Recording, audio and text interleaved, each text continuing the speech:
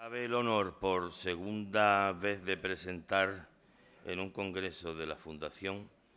a don José Carlos Mayner, persona a la que admiro y con la que me une una buena amistad, tanto con él como con su esposa, aquí presente. El poeta Luis García Montero realizó allá por 2010 una acertada valoración del doctor Mayner, que hoy está aquí en esta conferencia inaugural del 14º Congreso de la Fundación Caballero Moral. Decía García Montero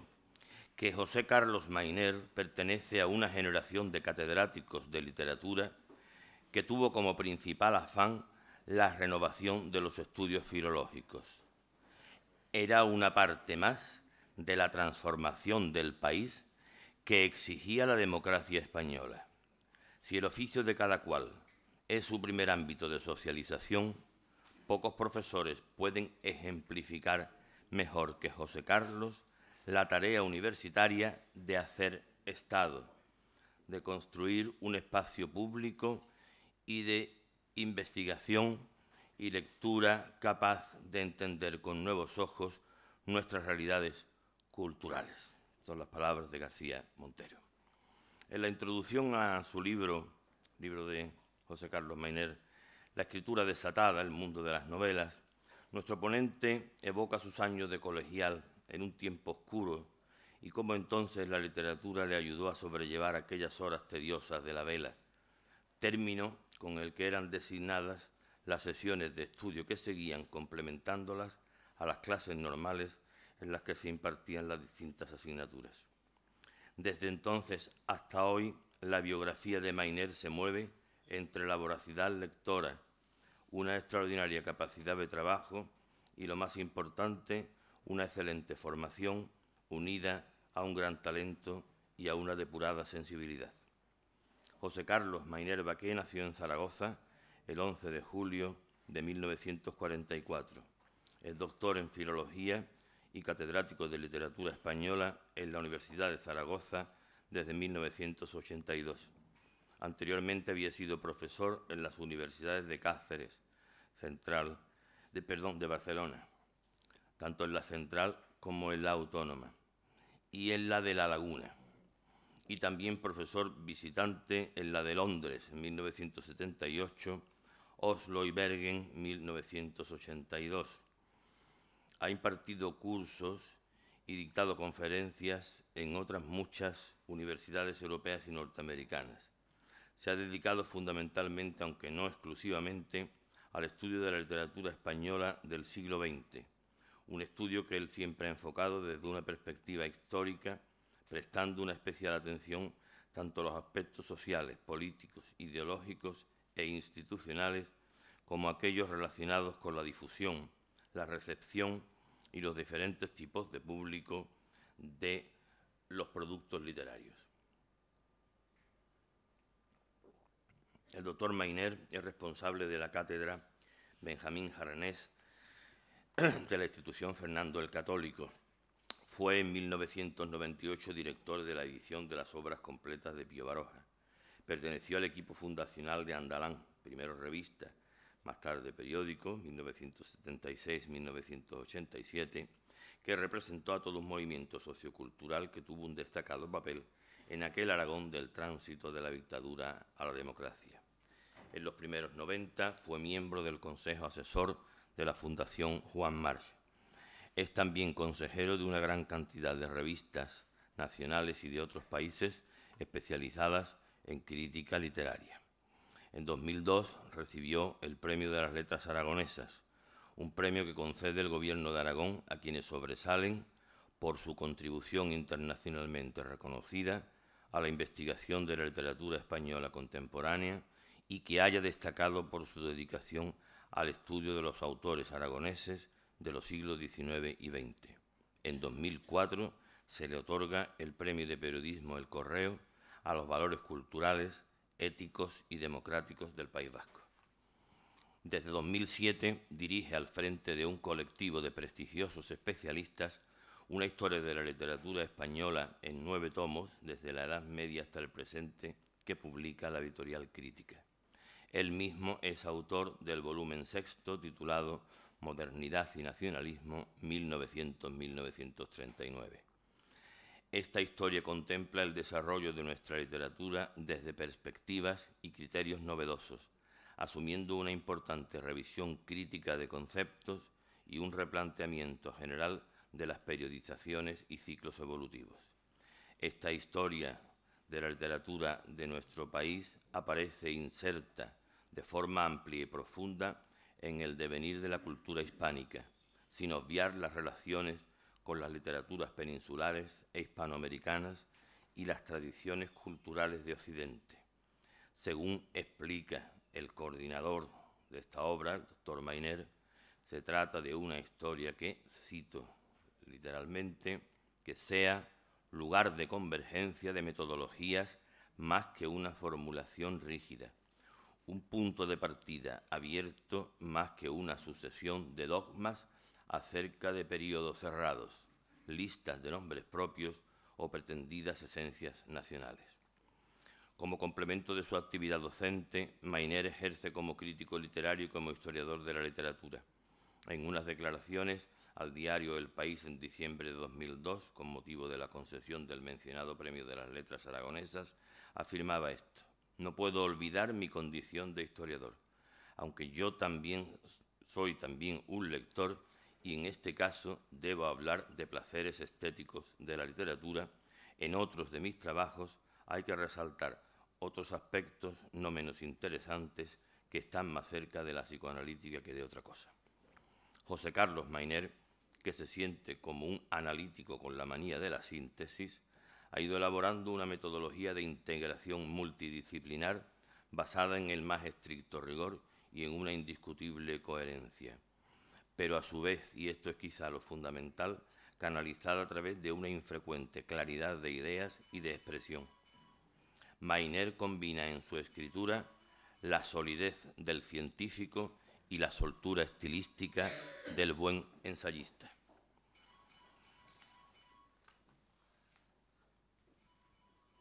A su perspicacia,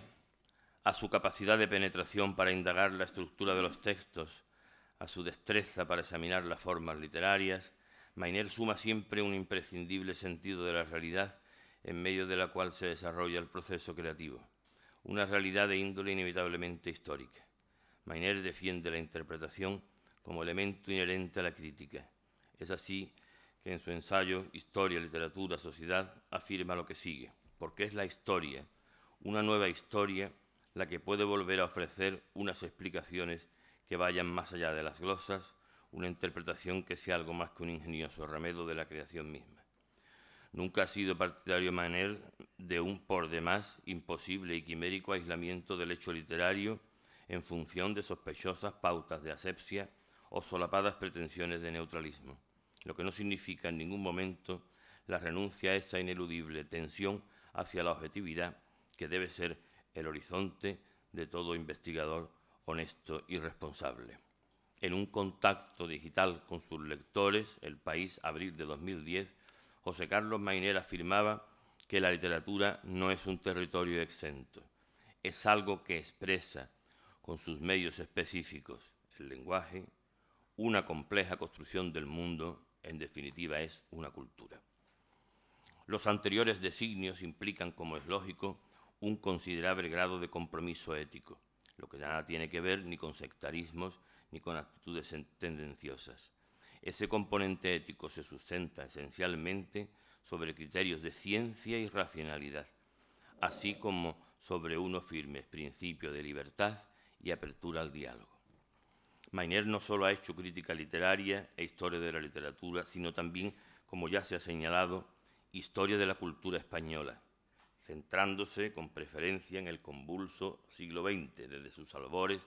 hasta su ocaso, realizando aportaciones decisivas en relación a todas las etapas que configuran dicha centuria. Por ejemplo, el poderoso resurgimiento cultural que se despliega en España entre 1900 y 1936, está recogido en la Edad de Plata,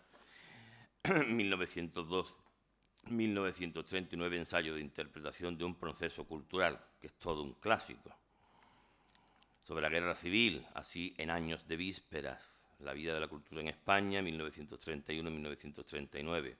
la posguerra y el exilio, el franquismo, léase La corona de Xatrizas, 1939-1960, la transición, recordemos su libro, escrito en colaboración con Santos Juliá, El aprendizaje de la libertad, la cultura de la transición, y el desenvolvimiento de la democracia. Su última entrega hasta el momento es Pío Baroja, editada por Taurus, Madrid, en este mismo año 2012, una biografía en la que Mayner ofrece un muy remozado enfoque de la vida, las ideas y la producción del escritor vasco. La constancia en su trabajo, la seriedad y la incesante entrega de José Carlos Mayner han contribuido, contribuyen y sin duda contribuirán en lo sucesivo a proporcionarnos una imagen más exacta y fiel de España, de sus letras y de su significación cultural. Muchas gracias.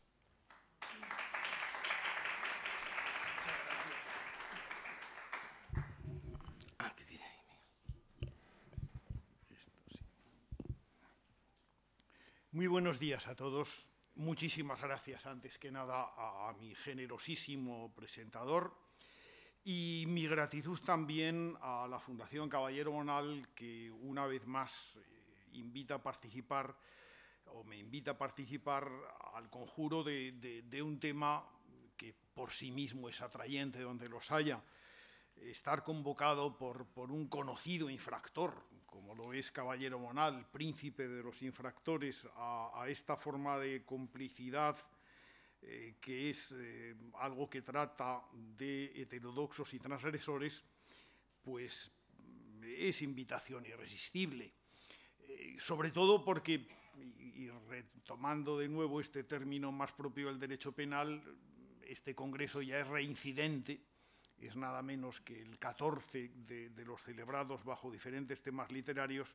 y aquí mi gratitud de nuevo tiene que hacerse manifiesta porque en varias ocasiones he tenido la oportunidad de participar en sus sesiones. Heterodoxos y transgresores, a verlos los hay, y el elenco de los que van a salir después en el resto de las intervenciones demostrará que efectivamente este concepto es un concepto siempre relativo, por supuesto, que depende muchas veces del lugar desde donde se mira, del tiempo que ha transcurrido sobre la heterodoxia o la transgresión que en su momento significó. Es relativo, digo, en sí mismo, pero sobre todo es relativo si se mira desde el lugar donde yo he pretendido hacer esta reflexión, desde este lugar del canon, ante cuya configuración todos los escritores son en un momento u otro pretendientes, y de un modo u otro todos guardan una suerte de lista de espera de la que al final son redimidos, a veces por un tiempo provisional, a veces de una forma más duradera. El canon, eso que recoge el concepto de historia nacional de la literatura tal como lo conocemos, y este es un tema sobre el que hace ya unos años reflexionó una de estas convocatorias jerezanas. El canon es un lugar que parece en principio una forma de la estabilidad y que sin embargo a la larga es mudable. Los cánones se modifican. Lo que en un momento determinado ha podido parecer un género dominante y hegemónico en las preocupaciones literarias, pongamos por caso la épica, es algo que en un momento determinado, como ocurrió en pleno debate romántico, puede parecer progresivamente ajeno y desaparecer en principio de la literatura, llevándose, por cierto, prácticamente el recuerdo de muchos, que ha quedado simplemente como una inscripción borrosa en los anales de la historia, pero muy escasas veces como una lectura viva. ¿Qué pasará con otros géneros u otros autores que hoy nos parecen importantes? ¿Volverán a ser esas sombras de las que apenas queda la inscripción en la historia, pero no la frecuentación de los lectores? Bueno, pues de todo esto vamos a hablar. De todo esto vamos a hablar porque repito de nuevo, un canon o una historia de la literatura es una escenificación de las cosas y por lo tanto hay visible o invisible, plural o individual, normalmente plural, un director de escena que es el que coloca a cada cual en su lugar, el que le asigna un papel y ese papel es el que de un modo u otro se repite. Normalmente las historias de la literatura nacionales, y es el caso de la nuestra, suelen crear como justificación última una idea, unos nexos de unión más o menos vagos que forman lo que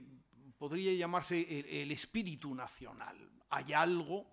hay una manera de ser, hay una forma de escribir, hay un predominio de unos temas o de unas actitudes que desde la noche de los tiempos, en principio, y todo suele comenzar en la noche de los tiempos hasta nuestros días, determina las condiciones de ese escenario. Por supuesto, hay países donde esto es más imperativo y otros donde lo es menos. Fíjense ustedes que posiblemente desde el siglo XVII, desde la época de Luis XIV, y desde luego de forma muy destacada en el siglo XVIII, la literatura francesa se configura a sí misma como un ámbito universalista por esencia. Es una convicción de la que los propios franceses actuales, a pesar de sus últimos disgustos en punto a notoriedad internacional, siguen todavía participando. Si hay una literatura que se ha concebido a sí misma como representación de valores universales, es precisamente la literatura francesa. Pero no le va la zaga a la literatura alemana.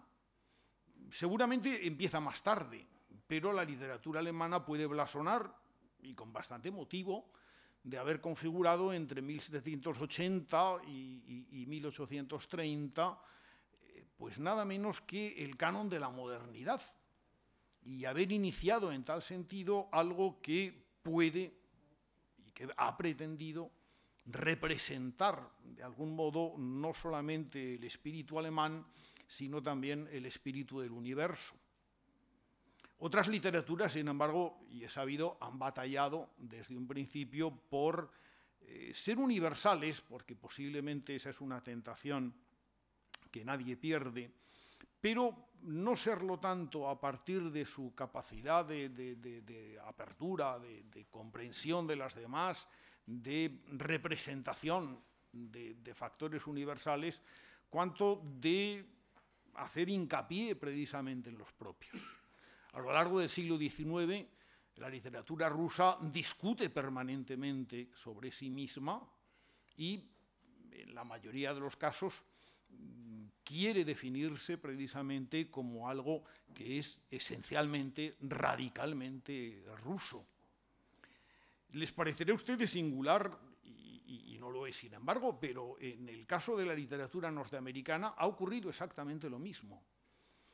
Posiblemente el ámbito de la literatura norteamericana, entre otras cosas por la magnitud muy considerable, el número de autores que despliega, la capacidad de influencia universal, que sobre todo después de 1918 ha tenido, es un territorio que ha estado poblado de transgresores heterodoxos, evidentemente. Una generación perdida, nada menos, es el nombre que ha hecho popular a un grupo de novelistas capitales en la historia del siglo XX. Y sin embargo,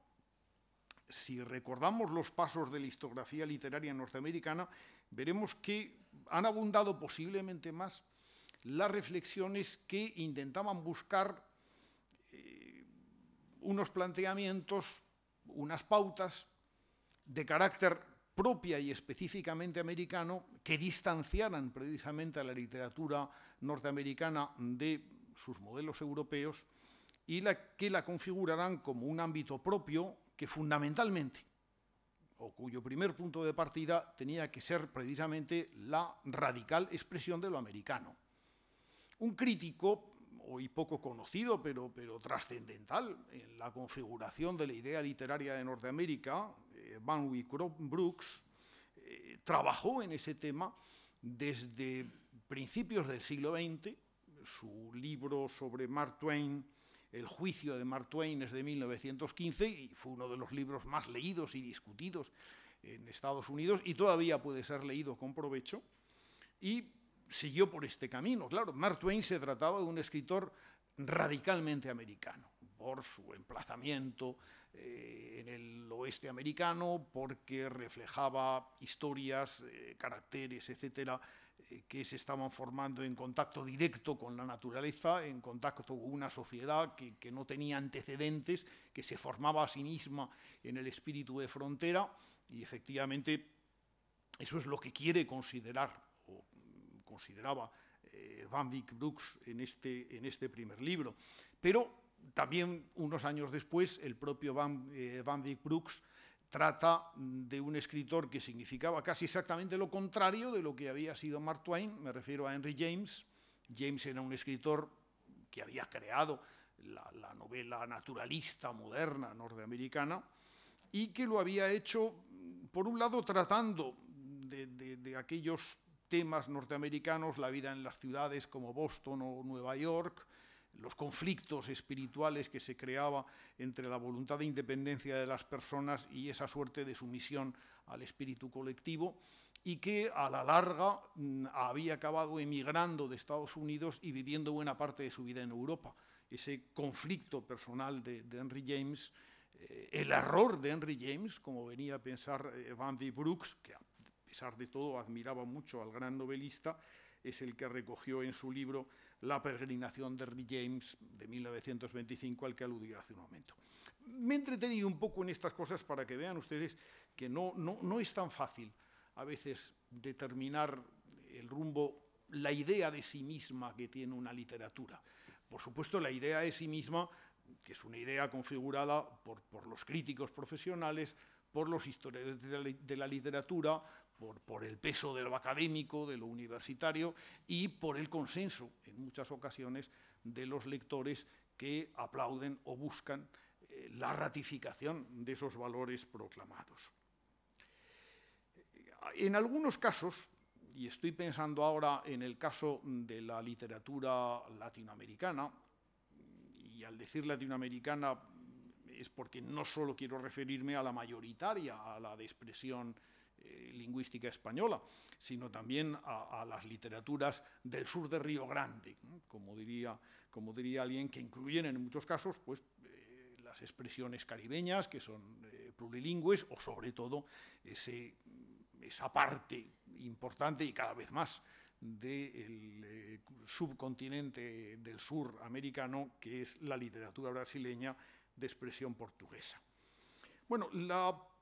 sería curioso algún día hacer y estudiar la evolución de ese concepto de literatura latinoamericana como expresión colectiva del destino de un pueblo, que más o menos configura el modernismo. Martí o Rubén Darío, en formas diferentes, tienen aportaciones sustanciales a la constitución de ese concepto, y que luego se va desarrollando en muchas ocasiones, y esa es precisamente la paradoja, a través de la integración, de la suma de lo que en principio son heterodoxias y radicalidades.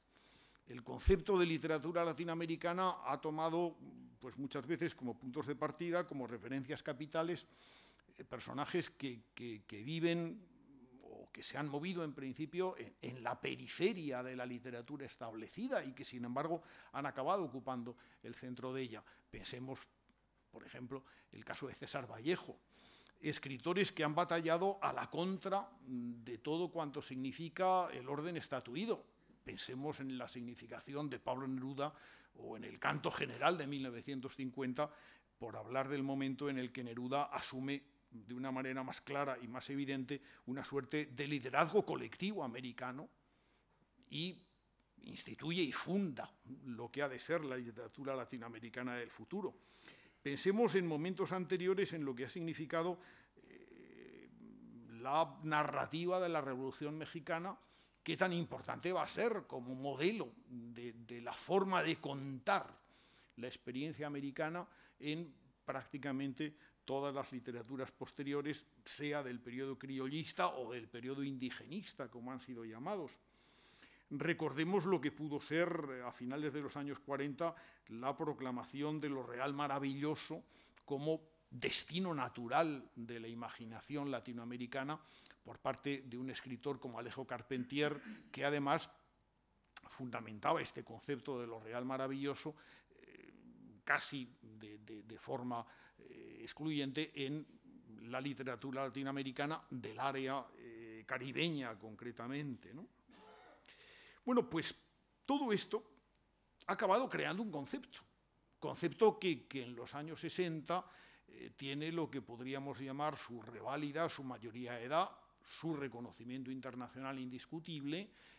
con aquello que tan expresivamente y de algún modo tan ridículamente seguimos llamando el boom literario latinoamericano, pero que es una verdad evidente que ocupa los años 60 y 70 y que persiste todavía en nuestros días. Recordemos que uno de los libros, y es un hermoso libro, por cierto, que supuso un panorama crítico de toda aquella literatura, escrito en manifiesta complicidad con sus significados, es el que hizo el crítico chileno Luis Ars y tituló expresivamente Los Nuestros. En pocas ocasiones un título puede cifrar de una manera tan precisa, tan concluyente, lo que tenía de propiedad, de identificación, de complicidad entre lectores, críticos y autores, la constitución de una literatura que parecía definitivamente apropiada y propiedad de quienes la enunciaban como los nuestros. Y sin embargo, no ha pasado demasiado tiempo y no se ha producido, por otra parte, una mengua notable, ni mucho menos del crédito literario de lo latinoamericano, para que un agudo escritor mexicano, muy joven, indudablemente descontento con algunas de las obligaciones que planteaba esa pertenencia a los nuestros, bueno, pues el escritor Jorge Volpi haya planteado la necesidad y la verdad que puede haber detrás del marbete latinoamericano aplicado a un concepto cultural. ¿Existe hoy lo latinoamericano?, se ha preguntado Jorge Volpi en un ensayo que le recomiendo vivamente. El insomnio de Bolívar salió hace escasamente 2 años y recuerdo, y permítanme la confesión, que lo tuvimos muy presente este precioso ensayo en la reunión correspondiente del jurado del premio de ensayo Caballero Bonal. No lo ganó por fin, pero créanme que no por falta de méritos. Bueno, pero el insomnio de Bolívar es, entre otras cosas, una pregunta provocativa por parte de Jorge Volpi y que seguramente tenía mucho de cierto. ¿Existe hoy lo latinoamericano o en realidad lo que existe es la literatura mexicana, la literatura argentina, la literatura colombiana, en la que podrá haber coincidencias, hay sobre todo una obvia, que es la coincidencia de la lengua utilizada y posiblemente la de un mercado más o menos compartido, pero lo que Volpi rechaza, en definitiva, era que aquella percepción de obligatoriedad con la que lo latinoamericano se veía hace un tiempo, indudablemente hoy se ha mitigado muy mucho y el crecimiento ha impuesto parámetros nuevos. Y se preguntarán ustedes, ¿y qué pasa en España? Hombre, diremos que en España, que es a lo que nos vamos a referir fundamentalmente en estos días, la constitución de un canon literario de índole nacional es veterana y naturalmente tiene también unos alcances de obligatoriedad y naturalmente de percepción a través de unas características colectivas que en ese sentido no es sustancialmente diferente al que hay en otros muchos países, que también ha generado sus disidentes. En un aforismo muy divertido de su libro El cohete y la estrella, un libro de José Bergamín, que le publicó Juan Ramón en 1923, Bergamín decía una cosa venenosa como suya, y como todas las cosas venenosas, evidentemente, también con su punto de exageración y hasta su punto de no verdad, pero oigan ustedes ese vejamen de las letras patrias que hacía Bergamín y que avalaba al publicárselo al jovencísimo escritor Juan Ramón Jiménez, porque eso decía, o así decía. En la literatura francesa, decía Bergamín, se puede elegir a la carta. En la española no hay más que el cubierto, lo que hoy llamaríamos el menú del día. ¿Qué quiere decir esto? Pues que había poca elección y que, por lo tanto, esa remoción de lo literario que suele suponer las querellas y las patrullas insistentes y soñadoras de heterodoxos y transgresores funcionaban poco, que en definitiva todo acababa convirtiéndose al fin y al cabo en lo mismo. Yo no sé si Bergamín pensaba el que en buena medida la historia de la literatura española, cuando ya se concibe como tal, y al hablar de cuando se concibe como tal,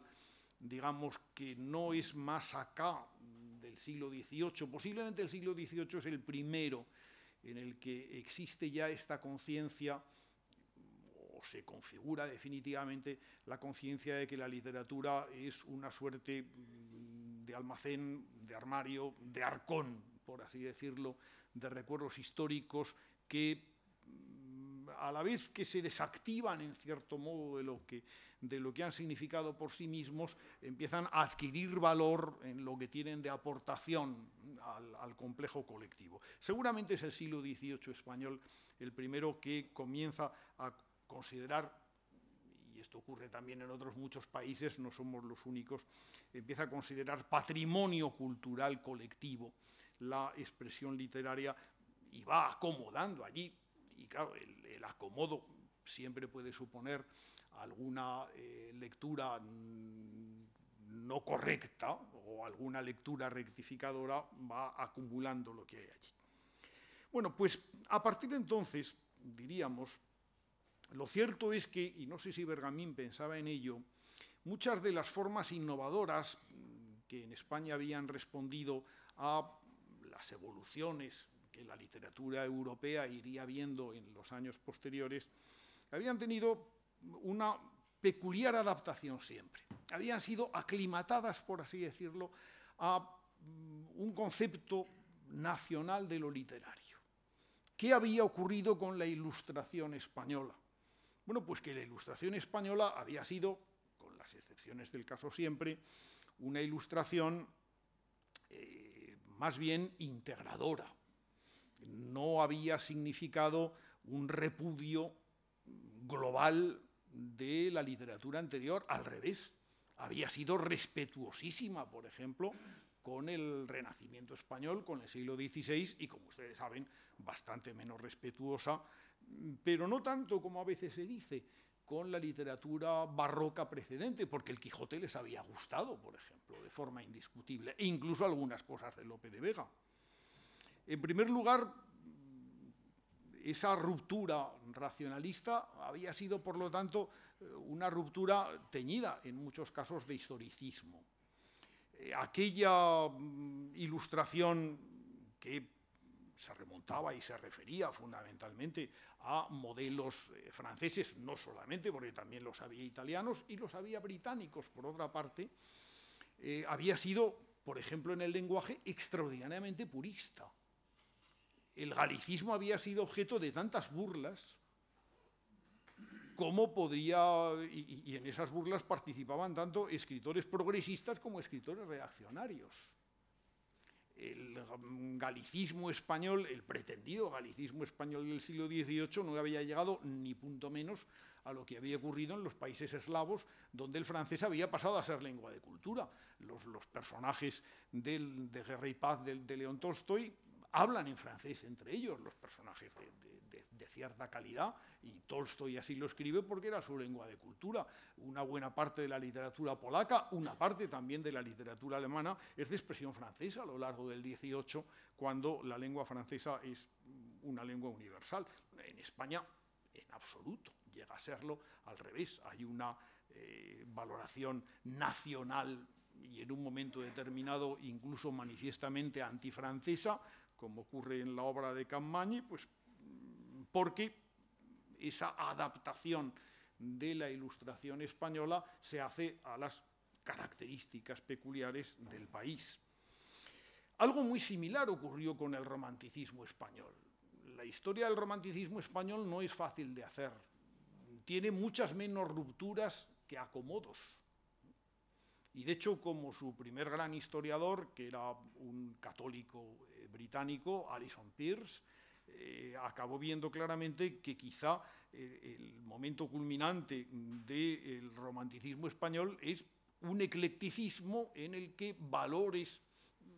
preexistentes y en buena medida heredados de la literatura de principios del XIX y de los últimos años del siglo XVIII conviven y conviven con precaución con los valores que llegan de la literatura romántica europea y fundamentalmente, una vez más, de la literatura francesa. Pero fíjense ustedes que cuando se suscita en España la polémica naturalista y surge la gran novela contemporánea, lo primero que ocurre es que Emilia Pardo Bazán o Galdós, Clarín mucho menos, por supuesto, pero doña Emilia Pardo Bazán sobre todo, se curan en salud aduciendo siempre el realismo es un invento español, aquí está la picaresca, aquí está Cervantes, y como todos saben, y ha sido subrayado, pues el cervantinismo como repertorio de lugares comunes estilísticos, como forma de contar las cosas bien humorada, etcétera, es una suerte de plaga transversal que inunda y marca el destino de una buena parte de la novela española de la época. Se nota mucho más en Pereda, por ejemplo, pero no se nota menos en Galdós. Y una vez más, Clarín vuelve a ser, en este caso, un poco el disidente, sin dejar de tener presentes, en definitiva, otras cosas. Bueno, posiblemente quien a la larga representa mejor esta necesidad de construir una literatura nacional, pero una literatura nacional que sea fundamentalmente integradora de lo interior y que canalice, suavice lo que pueda llegarnos de fuera, posiblemente quien en el fondo representa mejor esta tendencia es don Marcelino Menéndez Pelayo, cuyo centenario de la muerte, como ustedes saben, ha sido celebrado sin muchos fastos en este año. Alguien dirá, porque no había quizá nada que celebrar. No, seguramente porque tampoco había demasiado numerario que gastar en el caso de don Marcelino Menéndez Pelayo. Pero publicó, y no hace mucho, Juan Coitisolo, un artículo muy bonito en El País, precisamente sobre el tema, que viniendo además de un batallador heterodoxo como Juan Coitisolo, pues no dejaba de tener su mérito. Menéndez Pelayo había construido efectivamente la literatura nacional y había sido seguramente un signo de contradicciones. Lo era. Y realmente el ser contradictorio pues es un primer paso para la originalidad, cuando menos. Menéndez Pelayo había sido indudablemente un positivista convencido, lo cual lo vinculaba a una de las líneas esencialmente laicizadoras de la literatura, de la filosofía, del pensamiento del siglo XIX. Por supuesto que era un positivista conservador, pero no era ni mucho menos un idealista, no era un tomista. A otros títulos, y en lo que podríamos llamar su vida privada, ni las amistades de don Benito Pérez Galdós con respecto a Menéndez Pelayo, ni su activa correspondencia con Clarín o con Valera, revelan que Menéndez Pelayo estuviera rodeado de personas, o lo estuviera siempre por lo menos, que pensaban como él, que eran muy distintos. Valera era un agnóstico convencido, quizá el más dramático agnóstico español del siglo XIX. Clarín era, y lo hemos dicho hace un momento, un disidente. Galdós era una persona de una extraordinaria apertura espiritual. Y Menéndez Pelayo tenía, por supuesto, mucho más que ver con ellos de lo que pues podía tener que ver con quienes le jaleaban, con don Gumersindo Laverde, en fin, las personas que habían formado parte de los neocatólicos que formaban parte de su universo habitual. en unas relaciones y en una vida más íntima el día que podamos recomponer debidamente esa biografía más secreta de Menéndez Pelayo, veremos que tampoco resultaba demasiado ejemplar, al menos en los parámetros que sus amigos conservadores podían tener de tal. Bueno, suele decirse que la historia de los heterodoxos españoles es el punto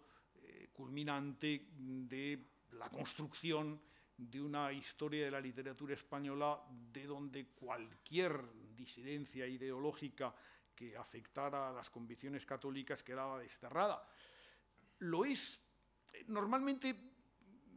se ha leído la historia de los heterodoxos empezando por el final, y por el final que tiene la primera edición, ese epílogo donde Menéndez Pelayo habla en 1882, fíjense, de dichosa edad aquella de prestigios y maravillas, refiriéndose al siglo de oro, edad de juventud y robusta vida. España era o se creía el pueblo de Dios, y cada español, cual otro Josué, sentía en sí la fe y el aliento suficientes para derrocar los muros al son de las trompetas o para atajar el sol en su carrera. Y seguía luego con esos apóstrofes famosos. España, martillo de herejes, luz de Trento, espada de Roma, cuna de San Ignacio, esa es nuestra grandeza y nuestra unidad, no tenemos otras. Bueno, pero hay que leer también lo que venía antes del libro, y hay que saber que tuvo otras ediciones donde los prólogos o el prólogo de Menéndez Pelayo matizaba algunas de las expresiones militantes del principio. En el fondo, al tratar la historia de los heterodoxos españoles, Menéndez Pelayo no inventaba el concepto. 20 años antes, un católico, un estudioso católico italiano, y por otra parte, y sin embargo, defensor a ultranza de la unidad italiana, Cesare Cantù, uno de los historiadores universales más populares del siglo XIX, por otro lado, traducido a todo el mundo, había publicado varios tomos de Gli eretici italiani, que había venido a ser lo mismo que hizo Menéndez Pelayo. En el fondo no se trataba tanto de crear un índice de libros y autores prohibidos, cuanto de incorporarlos de un modo crítico, pero incorporarlos también, y Cantù es lo que había pretendido, a una tradición. El propio título de Menéndez Pelayo y el de Cantù, Eretici Italiani, heterodoxos españoles, abre una cierta duda. El gentilicio italianos españoles tiene una función meramente locativa, o es que las personas de las que trata son heterodoxos con respecto a un cierto concepto de España y por lo tanto deben ser arrojados a las tinieblas exteriores porque no pueden pertenecer al núcleo que allí se defiende. Yo pienso que la intención de Marcelino Menéndez Pelayo y la de Cantù eran más que el gentilicio fuera meramente locativo, mucho más que otra cosa, porque leyendo muchas veces el libro, no por supuesto sus aspectos más polémicos, la caricatura verdaderamente chocarrera que hace del krausismo español, que era un fenómeno reciente, que a Menéndez Pelayo le caía extraordinariamente mal, no hacen justicia al libro. Le hacen justicia al libro, por ejemplo, la capacidad que tiene Menéndez Pelayo para enfrentarse y entender bastante bien el abate Marchena, sus actitudes políticas por un lado, pero sobre todo la actitud de Marchena como uno de los primeros que intenta establecer un concepto de la historia de la literatura española, o la manifiesta simpatía que no puede ocultar por los hermanos Valdés, por ejemplo, en el siglo XVI. Es decir, nuestro Menéndez Pelayo en muchas ocasiones flaquea, a veces por puro patriotismo. La descripción del suplicio de Miguel Servet, víctima de Calvino, le hace olvidarse por un momento a Menéndez Pelayo de la condición heterodoxa, y no solamente para Calvino, sino para todo el mundo, que Servet había tenido. La misma actitud que tiene con respecto a un heterodoxo más moderno, Menéndez Pelayo, como es el caso de Blanco White. hay una frase preciosa de don Marcelino cuando concluye las bastantes páginas que dedica a la obra de José María Blanco White. Dice, no nos indignemos con Blanco, y eso se lo estaba diciendo a sus lectores, claro, basta compadecerle. Y en el fondo reconoce en la línea siguiente que el pobre Blanco White había sido un leproso de todas las sectas. Es decir, él mismo se da cuenta de que su vida había sido una permanente búsqueda casi nunca reconocida por parte de los demás. Bueno, pues también, en cierta medida, y recuerdo ahora el título del bonito artículo de Juan Goytisolo, a quien veremos en la última sesión del presente Congreso, el título de Juan Goytisolo en El País, referido a Menéndez Pelayo, prisionero de la obra escrita, pues puede recoger bastante esta sensación. Pero lo cierto es que yo pienso que este canon ortodoxo que puede inferirse de la obra de Menéndez Pelayo y que de algún modo fastidiaba a José Bergamín en 1923, es un canon que sobre todo en la vida moderna está lleno de agujeros, está lleno de otra clase de reconocimientos y que pienso que hay que entender posiblemente de otra manera, ¿no? Juan Goytisolo hace ya unos años, en un libro precioso, El furgón de cola, irrumpió en el tema. Irrumpió, pues, en buena medida porque había leído y con provecho a Américo Castro y trataba de vindicar no escritores que estaban ya vindicados y que estaban en plenitud de derechos, ¿no?, ostentando plenitud de derechos en el canon literario español más exigente, pero que no lo estaban en lo que Goytisolo y Américo Castro en este caso habían entendido que era la plenitud de sus valores. El arcipreste de Hita estaba allí, efectivamente, pero el arcipreste de Hita no estaba en la condición de mudéjar que de algún modo primero Américo Castro y después, y de una forma más destacada, Goytisolo vindicaban. Estaba la literatura picaresca, pero no se había visto en ella lo que tenía de ruptura, de violencia. A Luis Cernuda no se le negaba un lugar discreto todavía en el mundo de la poesía de la llamada generación del 27, y seguramente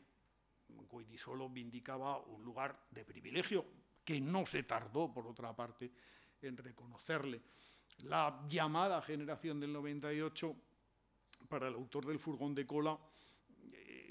es evidente que tenía mucho de crítico, etcétera, pero sobre ella había toda una leyenda, o se había elaborado toda una leyenda inane de protesta nacional, olvidando muchos aspectos conservadores, tradicionales, etcétera, que la actitud de muchos de aquellos escritores comportaba. El libro de Goytisolo, publicado por las ediciones del Ruido Ibérico, tuvo una distribución escasa en su momento, pero yo creo que importante, y mucha gente lo leyó y ha dado origen a una tradición literaria, no diré que muy significativa ni abundante, pero que todavía subsiste. Hace no muchos años, y hace poco de nuevo, el año 2003, y con una nueva edición corregida del 2012, ha aparecido un canon heterodoxo del escritor granadino Antonio Enrique, que se subtitula Manual de Literatura Española para el lector irreverente. Bueno, lectores irreverentes, que somos todos, nos ponemos al libro, y resulta que descubrimos en buena medida que el secreto del libro es el siguiente, y lo leo en los términos de Antonio Enrique. Poder leer el sentido de determinadas obras clásicas, las que nos contienen y sostienen en nuestra condición de lectores, y que si estas con frecuencia no se disfrutan es porque ese sentido profundo ha sido también con frecuencia desviado a territorios formales o de propedéutica literaria ajenos a su intención. Es decir, que la culpa, más o menos, según Antonio Enrique, la tenemos los profesores. Somos los que hemos secuestrado los libros, los que los hemos desviado a territorios formales o de propedéutica literaria. muy relativamente. La realidad es que la historia de la literatura española, más bien, el libro es de 2003, en la primera edición, pues por lo menos desde hacía 30 o 40 años, la mayor parte de los estudiosos académicos de literatura española habían frecuentado, por supuesto, muchos terrenos críticos bastante abstrusos por sí mismo, pero precisamente en la mayoría de los casos con la sana y manifiesta intención de hacer ver valores disidentes, incluso donde era absolutamente manifiesto que no los había. Y esto le va a llevar a una serie de descubrimientos mediterráneos muy curiosos a nuestro escritor, Antonio Enrique, que a veces acierta. El Lazarillo es, como él dice, el diagnóstico de la hipocresía, la exaltación de la deshonra, el erasmismo sobreviviente, la doblez como estrategia. Sí, pero yo creo que eso lo habían dicho prácticamente todos los que habían escrito con alguna sensatez, ¿no?, a partir de otros documentos sobre el Lazarillo, y a veces con no tanta virulencia. Que el Lazarillo sea exactamente erasmista significa que es erasmismo todo aspecto anticlerical o de crítica del clero. No es un rasgo prevalente del erasmismo, entre otras cosas porque el anticlericalismo es de origen medieval, es una suerte de continuum, y no solamente en la historia de la literatura española, sino en todas, de burla del clérigo, de una burla que obedece a una estratificación social en la que esto se produce. Es cierto, y la frase a mí me parece preciosa, que el Quijote en su 500.000 de vocablos, los ha contado, y entre sus 300 personajes todos estamos contenidos. Sí, tan cierto como peligroso a veces. Es decir, que el Quijote sea el libro que nos representa a todos, se ha dicho ya demasiado. Fundamentalmente conviene recordar de vez en cuando que si el Quijote representa a alguien, es fundamentalmente a Miguel de Cervantes, ni qué decir tiene. Y ese mínimo respeto lo merece. Unamuno no le acaba de gustar. Pedro Salinas, por ejemplo, le parece un crítico excepcionalmente dotado que tiene poca sustancia como poeta. Jorge Guillén es un poeta menor. Cernuda no sale de sí mismo. Bueno, pues es un lugar que a veces puede ser, en el fondo, inhabitable, como lo era el propio yo de Neruda, pero que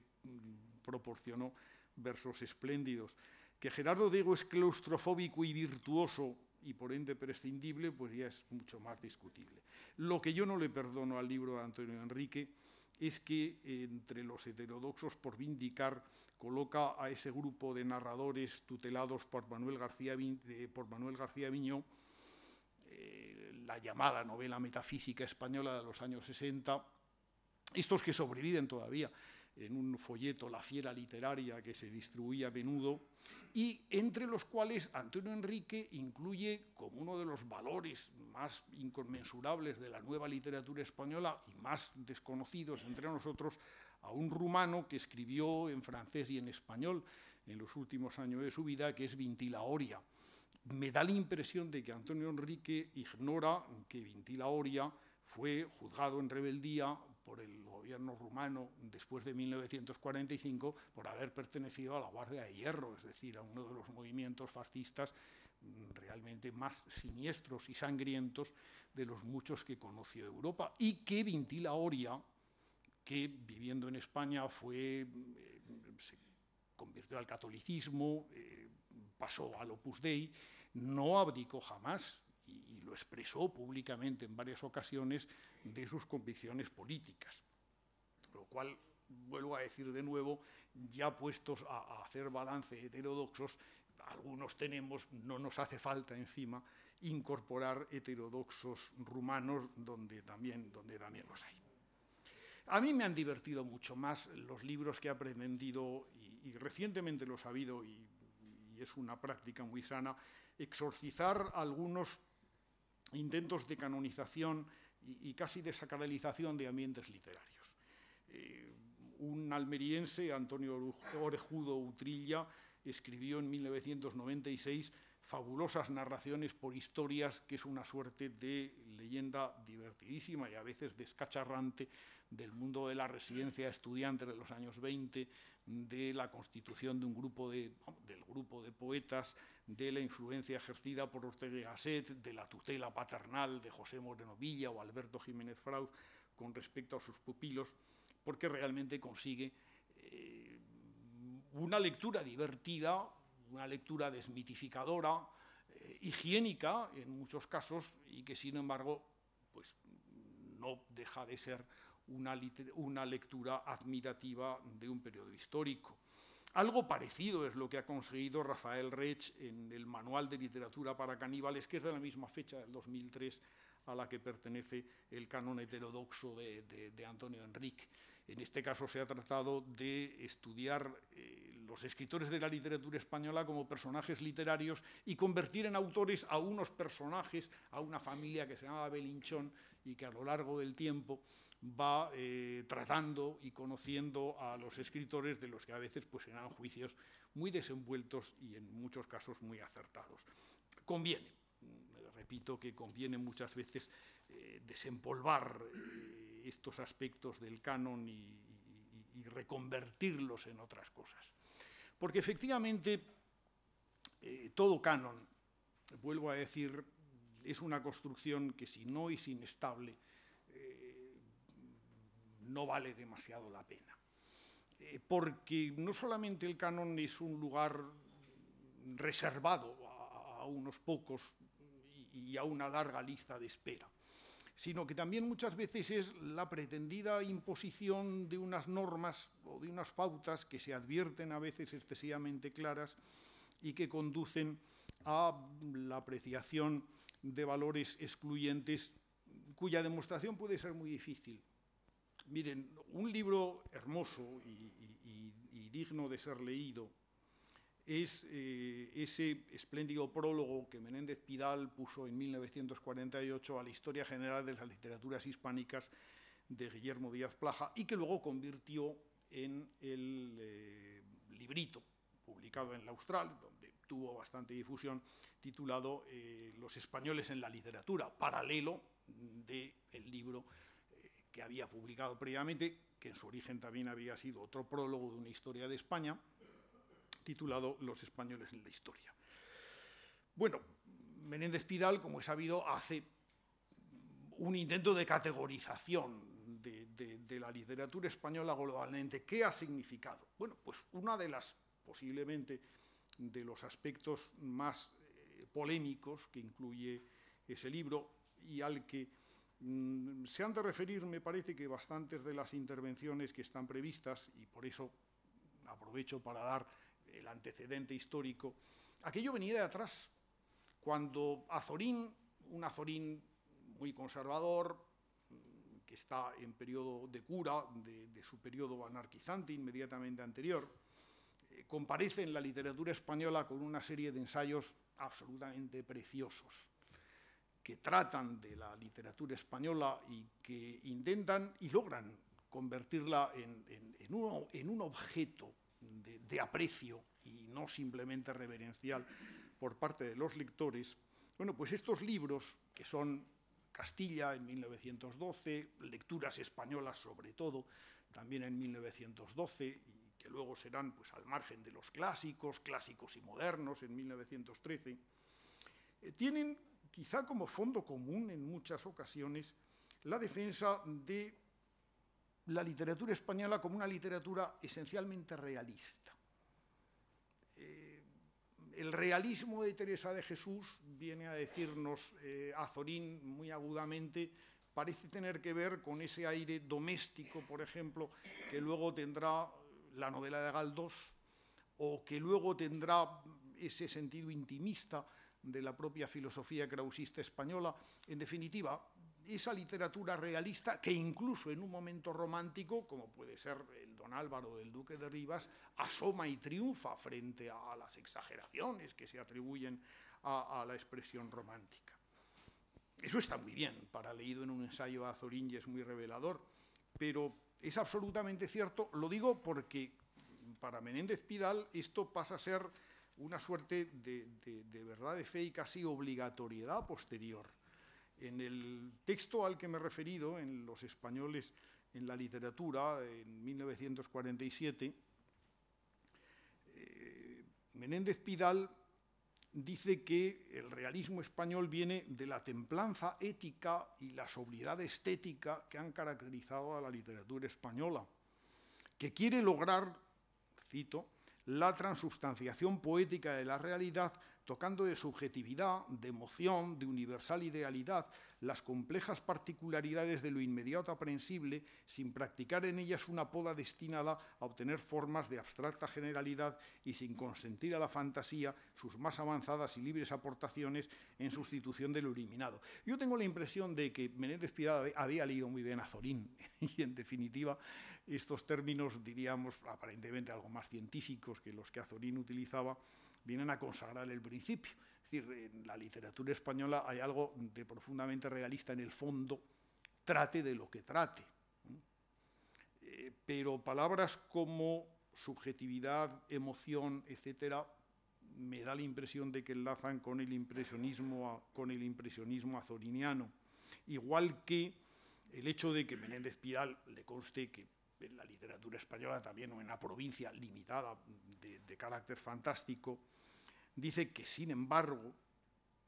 es propensión esencial de la imaginación española el tratar lo maravilloso no como puramente fantástico, sino como una realidad extraordinaria, como una segunda realidad.